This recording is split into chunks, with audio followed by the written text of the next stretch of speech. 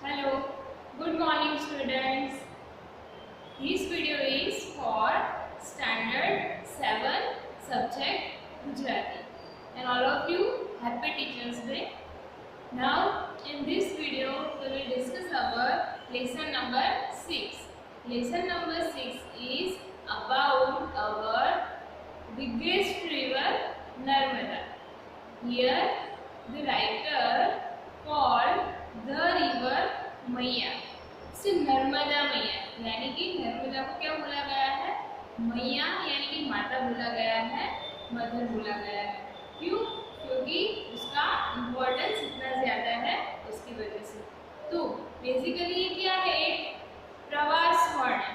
प्रवास वर्णन उसका मतलब क्या होता है कि कोई राइटर ने जर्नी की है वहाँ की और उसके बारे में वो लिख रहा है। कोई भी प्लेस के बारे में जब वो घूमने गया है तो उसके बारे में सब कुछ लिखा है, यानी वो पढ़कर हम ऐसा फील कर सके कि नहीं हम भी चलो वहाँ पे घूम रहे हैं। तो इस टाइप की स्टोरी को क्या बोलते हैं गुजराती में? Pravas Varnan. And it is written by Ramanlal Soni. जो रमणलाल सोनी राइटर है उन्होंने ये लिखा हुआ है। तो इस लेसन में हम नर्मदा नदी के बारे में समझेंगे, जानेंगे। આ પ્રવાસ વર્ણનમાં લેખકે લોકમાતા નર્મદાનો સરળ ભાષામાં સરસ પરિચય કરાયો છે। यानी कि परिचय मतलब कि हमें उसके बारे में बताया हुआ है इजी लैंग्वेज में। और नर्मदा को लोकमाता बोला जाता है। क्यों? क्योंकि नर्मदा है वो इतने सारे लोगों को क्या देती है? पानी देती है और हमारे बहुत सारी ज़रूरियातें हैं वो कंप्लीट करती है। तो इसीलिए नर्मदा को लोकमाता कहा जाता है। नर्मदा मैया खरा अर्थमां गुजरातनी लोकमाता छे, जीवादोरी छे। जीवादोरी मतलब कि हमारा जीवन उसके बिना इनकम्प्लीट है। अगर वाटर नहीं मिलेगा तो हम जिंदा नहीं रह सकते। आ बात लेखके આપણે પોતે પ્રવાસ માણતા હોઈએ તેવી રસાળ શૈલીમાં કહે છે। રસાળ मतलब इंटरेस्टिंग, यानी जब हम ये स्टोरी पढ़ेंगे तो हमें भी लगेगा कि नहीं हम भी क्या कर रहे हैं? जर्नी कर रहे हैं, हम भी घूम रहे हैं। इस तरह लेखक ने ये लिखा हुआ है। Now I am reading the lesson. ચાલો ત્યારે આજે એક નવી ચરનો પ્રવાસ કરીએ। મુસાફરી કેટલી લાંબી છે ખબર છે? 1312 કિલોમીટર જેટલી। તમને થશે અરે કેટલી લાંબી, ક્યારે પૂરી થાય ને કેવા થાકી જવાય। પણ આપણે પંખીની પાંખે અને પાણીના પ્રવાહે પ્રવાસ કરીશું। નહીં થાક લાગે, નહીં ખોટો સમય જાય ને મજા એટલી જ આવશે। यानी कि ये स्टोरी के थ्रू हमें वो घुमाना चाहते हैं, वो एक हमें लॉन्ग ड्राइव पर लेके जाना चाहते हैं और वो बता रहे कि ये जो हमारी जर्नी है वो कितनी लंबी है? 1312 किलोमीटर। मतलब कि हमें इतना चलना नहीं है। अगर इतनी सारी वॉकिंग करनी हो या घूमना हो तो हम तो थक जाएंगे, लेकिन हमें सिर्फ उसके बारे में पढ़ना है। ये है नर्मदा नदी की लेंथ बताई गई है कि इतनी लंबी नदी है, उसके किनारे अगर हम चलते हैं या उसके बारे में जानते हैं तो ये इतनी उसकी किलोमीटर लेंथ है। और यहाँ पे बोला है पंखीनी पाखे एंड पाणीना प्रवाह, यानी कि पंखीनी पाखे मतलब जैसे कि बर्ड से कितना जल्दी है फ्लाई करते हैं, तो उनकी स्पीड कितनी होती है। और पाणीना प्रवाह यानी वाटर है उसका फ्लो भी स्पीडी होता है। तो इतनी जल्दी हमें ये मुसाफरी करनी है। बनने तैयार રાખજો, આપણે છેક दूर पहुंची જઈએ છીએ। गुजरातनी पूर्व बाजुए શરૂ થાય છે मध्य प्रदेश। नाउ हम लोग ये स्टार्ट कर रहे हैं जर्नी। गुजरात हमारा जो स्टेट है उसकी ईस्ट में पूर्व बाजुए यानी ईस्ट साइड में कौन सा स्टेट है? मध्य प्रदेश, एमपी। આપણે જઈશું मध्य प्रदेश में પણ છેક पूर्व तरफ, यानी मध्य प्रदेश में भी हमें ईस्ट की साइड जाना है। यहाँ मैकल नामनो पर्वत है, यानी कि एक माउंटेन है जिसका नाम क्या है? मैकल। एनी तळेटी में एक विशाल सरोवर है अमरकंटक, यानी माउंटेन का जो नीचे का पार्ट है उसको क्या बोलते हैं हम? तळेटी। जो वहाँ पे क्या है? सरोवर है, वहाँ पे पॉन्ड है जिसका नाम क्या है? अमरकंटक, और वो बहुत बड़ा है। ત્યાંથી निकले छे अपनी नर्मदा मैया, यानी हमारी नर्मदा नदी है उसका ओरिजिन कहाँ पे है? अमरकंटक। कोई भी नदी है वो कहाँ से निकलती है, एक माउंटेन में से निकलती है और कहाँ पे जाके खत्म होती है, फिर वो ओशन के साथ कंबाइन हो जाती है, ज्वाइन हो जाती है। तो नर्मदा नदी का ओरिजिन है Amarkantak, which is situated in Madhya Pradesh state. આકાશમાં ઊંચે ને ઊંચે જઈએ તો ભારત દેશના બે આડા ભાગ પાડતી एक चड़कती ने सरकती रेखा दिखाए, ये नर्मदा। अब आकाश में नहीं जाना है, हम अगर मैप में देखेंगे तो भी हमें समझ में आ जाएगा कि इंडिया का जो मैप है उसको टू पार्ट्स में जो डिवाइड करती है वो होती है नर्मदा मैया, मतलब नर्मदा नदी। मध्य प्रदेश, गुजरात और फिर महाराष्ट्र में जाती है, मतलब कि वो क्या करती है, टू पार्ट्स करती है। ઉપરનો ભાગ ઉત્તર ભારત અને નીચેનો ભાગ દક્ષિણ ભારત। વળી કંઈ કેટલાય કિલોમીટર સુધી તો નર્મદાની બંને બાજુએ ઊંચા પર્વતો છે। ઉત્તરમાં વિંધ્ય અને દક્ષિણમાં સાતપુડા ને વચ્ચે વહે છે ધસમસથી ઉછળતી કૂદતી નર્મदा। जो नर्मदा रिवर है वो हमारे इंडिया को टू पार्ट्स में कन्वर्ट मतलब डिवाइड करती है, एक तो southern India and northern India, मतलब उत्तर भारत और दूसरा है साउथ यानी कि दक्षिण भारत। फिर बहुत सारे किलोमीटर तक नर्मदा नदी के किनारे क्या है, उसकी दोनों साइड बड़े बड़े माउंटेन्स हैं। ईस्ट साइड नॉर्थ साइड में कौन सा है, विंध्य, एंड साउथ साइड में है सातपुड़ा। ये दो पर्वत के माउंटेन के नेम्स हैं और उनके बीच में ये नर्मदा नदी उछलती कूदती, मतलब जैसे एक लड़की है वो खेलती है तो कैसे उछलती कूदती है, वैसे ही नर्मदा, उसका जो पानी का फ्लो है वही ऐसा है कि हमें ऐसा लगे कि वो उछल रही है, कूद रही है। તમને ખબર છે નર્મદાનો અર્થ, જે આપણને આનંદ લેकिन નર્મ આપે તે Narmada. Now what is the meaning of Narmada? Narmada का मीनिंग है कि वो हमें क्या कहती है, नर्म देती है, मतलब कि आनंद देती है, which provides joy in our life।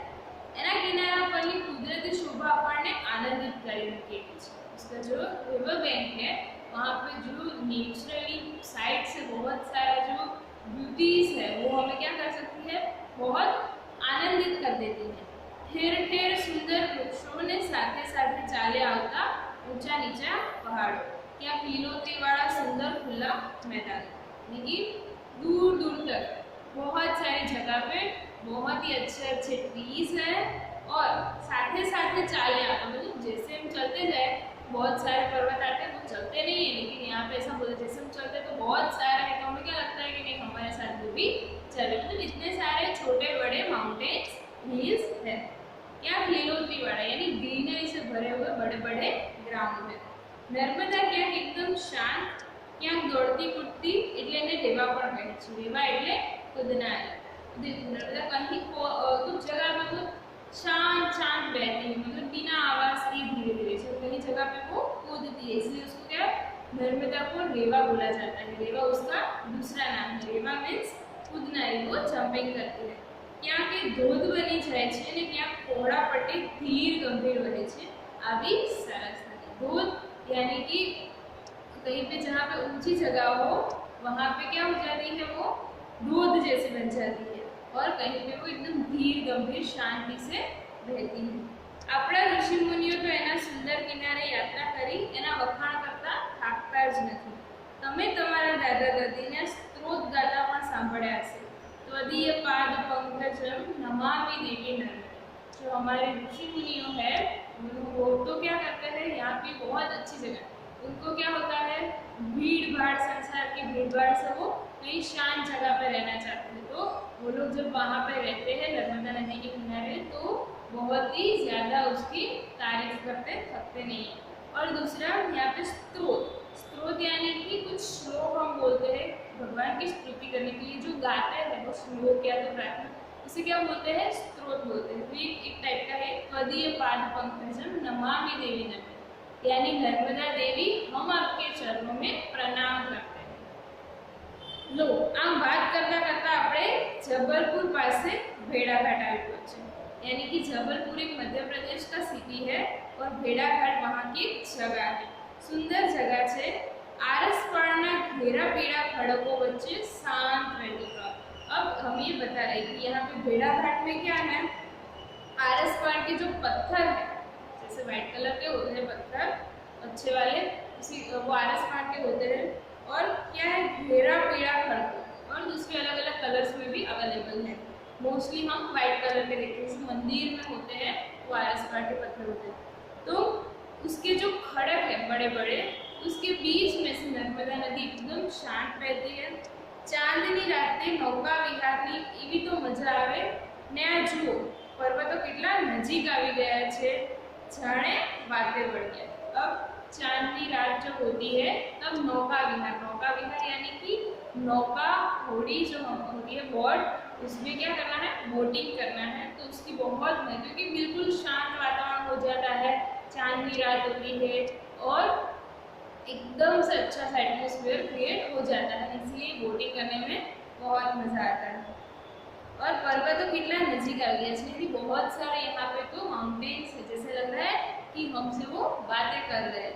आ जगह ने बंदरकूद कहे छे। अब यहाँ पे जो जगह जहाँ बहुत सारे पर्वत है उसे क्या बोलते हैं, बंदरकूद। आ पर्वत पर थी सामेना पर्वत पर ने त्याथी वળી पाछा पर्वत पर वांदरा उतरा। बंदरकूद क्यों बोलते हैं, क्योंकि बहुत छोटे छोटे और नजदीक नजदीक पर्वत है। जैसे हम बोलते हैं ना कि जैसे हमसे बातें कर रहे हो, कोई भी हमसे बातें कर रहा हो तो हमारे बिल्कुल नजदीक खड़ा रहता है, वैसे ही ये माउंटेन्स नजदीक नजदीक है कि एक बंदर कूद के दूसरे पर्वत पर जा सके, इसलिए इस जगह को क्या बोलते हैं, बंदरकूद।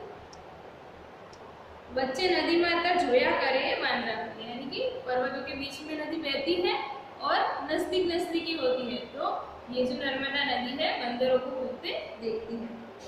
કહે છે કે જૂના જમાનામાં શૂરવીર સૈનિકો પોતાના ઘોડા પણ અહીંથી કુદાવી જતા ને ત્યાં જુઓ 108 પગથિયાવાળું 64 જોગણીઓનું ગૌરીશંકર મંદિર। આ નર્મદા મૈયાની કિનારે મંદિરો કેટલા બધાને ઠેર ઠેર। अब नजदीक जगह है पर्वत में, तो जो सैनिक थे पुराने जमाने के सोल्जर्स थे, वो अपना हॉर्स है वहाँ उसको भी जंपिंग करवा सकते थे। और दूसरा एक यहाँ पे मंदिर है 64 जोड़ 64, जैसे हमारे हम एक देवी देवता को पूछते हैं तो होता है जोगनी माता, तो उनका भी एक मंदिर है यहाँ पे। और उसके स्टेप्स कितने हैं, 108 यहाँ पे, और दूसरे बहुत सारे मंदिर भी हैं। હવે થોડા આગળ જઈશું ને, નદીની સાથે સાથે પૂર્વથી પશ્ચિમ તરફ મુશળધારથી પણ વધારે વરસાદ પડે તેને શું કહીએ, ધુઆંધાર વરસાદ। ધુઆં એટલે ધુમાડો અને ધાર એટલે પાણીની ધારા। આ ધુઆંધાર નામની જગ્યાએ નર્મદા ધોધની જેમ પડે છે।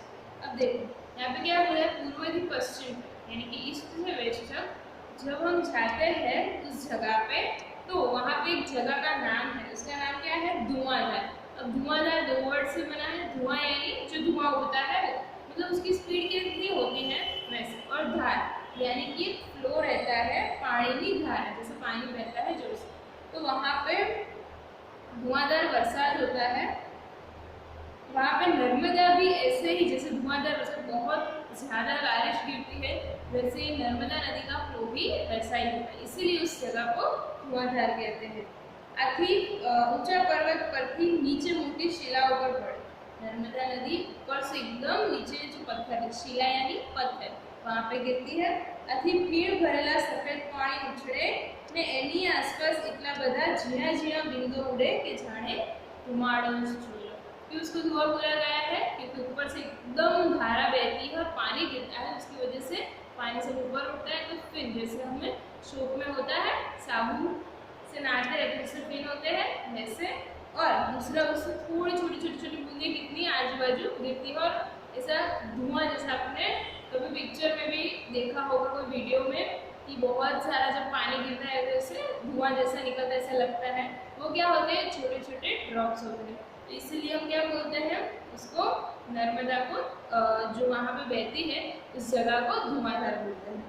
કેટલું સુંદર દ્રશ્ય, તડકો હોય તો મેઘધનુષ્ય પણ દેખાય ને પાણી પડવાનો અવાજ તો સિંહની ગર્जना જોઈએ। इतना सारा पानी एक साथ पड़ता है, ऐसे लगता है कि जैसे लायन है वो रॉरिंग कर रहा है। आजू बाजू खुल्लो प्रदेश, आगे जता प्रवास धीमा पड़े। धुआंधार से थोड़ा आगे जाएगा तो उसका जो फ्लो है थोड़ा कम हो जाएगा। आ पत्थर शंखजीर्ण सफेद सुवाणा पत्थर है। शंखजीरू नाम का एक पत्थर आता है व्हाइट कलर का, उसका पाउडर भी यूज होता है। हाई के थोड़ा वेले छोटे छोटे बहुत अच्छे वाले स्टोन्स हैं। अब थोड़ी झड़प करीशू ने इटारसी। अब इटारसी है होशंगाबाद। अब लेखक जा रहे हैं वो जगह का नाम क्या है, वो एक सिटी है इटारसी एंड होशंगाबाद। આગળ નર્મદાને કિનારે ત્રાંસા અણીદાર પથ્થરો છે। ત્રાંસા थोड़ा अणीदार यानी कि उसकी जो जैसे कि बहुत सारे जैसे आपकी पेंसिल होती है उसमें कैसी अड़ी होती है वैसे ही उसका शेप हो जाता है। ध्यान રાખીને પગ મૂકવો પડે પણ આપણે તો પંખીની આંખે ऊंचे पंखीनी पाखे झड़पથી આગળ ચાલીએ, मतलब जैसे वो आपको लग सकते हैं इसके लिए हमें क्या करना है, थोड़ा यहाँ पे देख के चलना पड़ता है। वाह हमें गुजरात में प्रवेश किया। कहाँ थे हम, मध्य प्रदेश में थे। अब मध्य प्रदेश से कहाँ पे आ गए हैं, गुजरात में। घणे સુધી તો નર્મદા મધ્ય પ્રદેશ ને ગુજરાતની સરહદે ચાલે છે અને પછી ગુજરાતમાં પ્રવેશે છે। केवड़िया नजीक गोरा गामे सूर्यपाणेश्वर महादेवना मंदिर प्रणाम करी आगे चले। अब मध्य प्रदेश से गुजरात में आ गई नर्मदा, उसकी सरहद से उसकी बॉर्डर क्रॉस करते करते अब वहाँ पे क्या है, एक सूर्यपाणेश्वर का मंदिर है। कहाँ पे, केवड़िया नजीक, केवड़िया कॉलोनी है जहाँ पे हम नर्मदा को अच्छी तरह से उसका जो डैम है वो देख सकते हैं। तो वहाँ पे एक मंदिर है सूर्यपाणेश्वर महादेव। लेखक बोल रहे कि हम उसको प्रणाम करके आगे चलेंगे। पेलू देखाय भरूच जिल्लाનું नवागाम અને આ જુઓ નીચે દેખાય છે વિશ્વની 8મી અજાયબી જેવો સરદાર સરોવર बन। अब देखो भरूच और नवागाम आ गया, फिर वहाँ पे से क्या दिखाई दे रहे हैं, जैसे कि 8वां अजूबा है वैसा सरदार सरोवर डैम या तो सरदार सरोवर बन जो नर्मदा नदी पर बनाया गया है। आ जलराशिથી गुजरात અને રાજસ્થાનના કરોડો લોકોની તરસ છીપશે અને જમીનને સિંચાઈનો પણ લાભ મળશે। अब ये किसके लिए क्रिएट किया गया है कि गुजरात के जो भी डिस्ट्रिक्ट है उन सबको अच्छी तरह से पानी मिल सके। और दूसरा कौन सा स्टेट है, राजस्थान। और सिंचाई आई इरिगेशन के लिए, खेतों में पानी पहुंचाने के लिए भी ये पानी काम आता है। विश्वની સૌથી મોટી કોન્ક્રીટ અસ્તરવાળી નર્મદાની મુખ્ય નહેર નર્મદાના જળને ઠેઠ राजस्थान સુધી પહોંચે। राजस्थान में नर्मदा नदी बहती नहीं है, लेकिन नर्मदा का पानी है वो नहर बना के, कैनाल बना के राजस्थान तक पहुंचाया जाता है। आम आ नर्मदा नदीना खंभातना अखातમાં વ્યર્થ વહી જતા પાણીનો કાર્યક્ષમ ઉપયોગ કરવા મનુષ્યએ કેવો ભગીરથ પ્રયાસ કર્યો છે, નમામિ દેવી નર્મદે।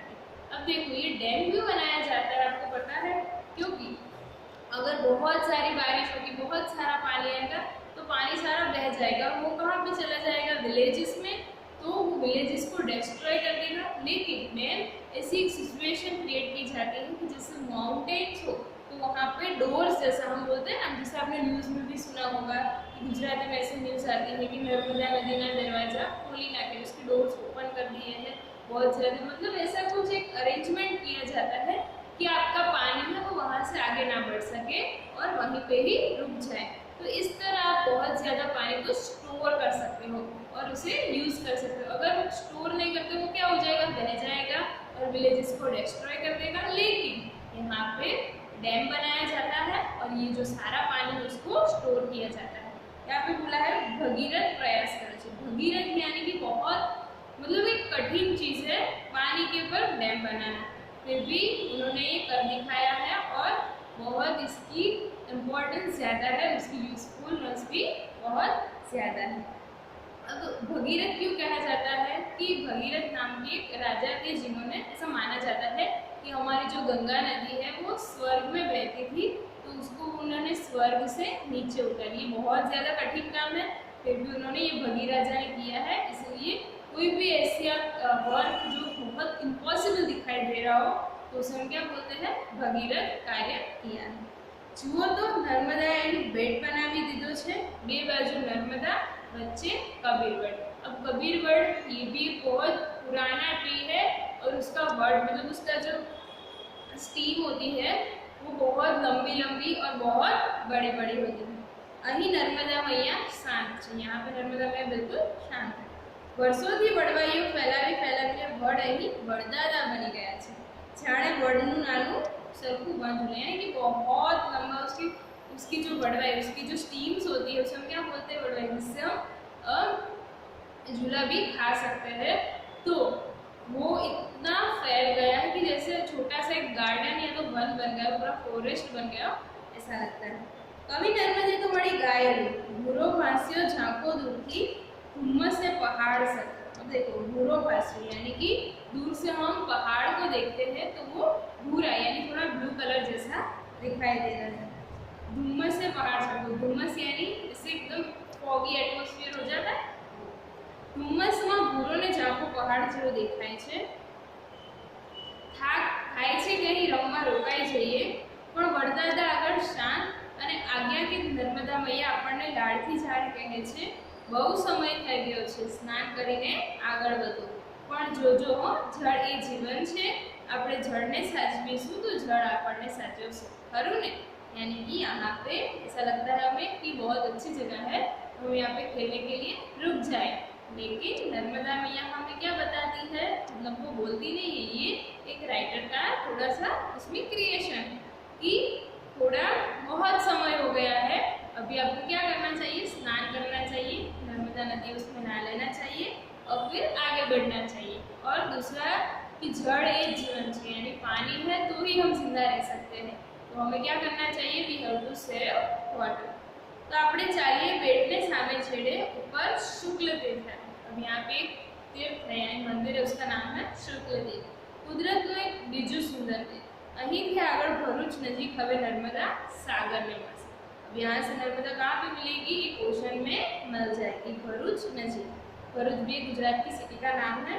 दरेक नदी छेवटे सागरने ज મળે ને, કેટલું બધું કૂદતી ને દોડતી નર્મદા અહીં ધીમી પડે છે, પણ નર્મદા તે નર્મદા, બીજી નદીઓ જેટલી ધીમી તો પડે જ શાની, સાગરમાં દૂર સુધી પોતાનો ચીલો કરતી ધસે છે અને પછી તેમાં પડી જાય છે। अब जो भी नदी दूर से आती है वो सब किस में मिल जाती है, सागर में मिल जाती है, समुद्र में मिल जाती है।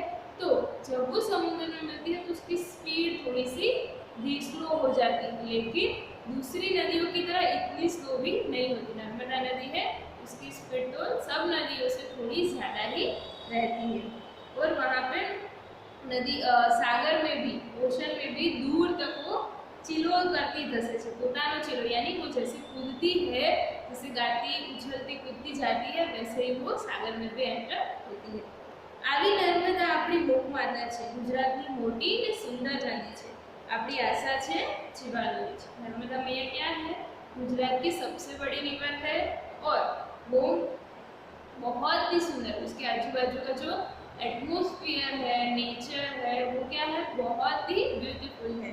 और हमारी वो आशा है, आशा ही यानी उसमें से हमें पानी मिलता है और जीवादोरी हमारा जीवन है वही चलाते। बहुत सारे जो इंडस्ट्रीज है, हमारा खेत है, सबके लिए पानी चाहिए, वो हमें कहाँ से मिलता है, नर्मदा नदी में से मिलता है। तो नर्मदा नदी हमारी जीवादोरी है।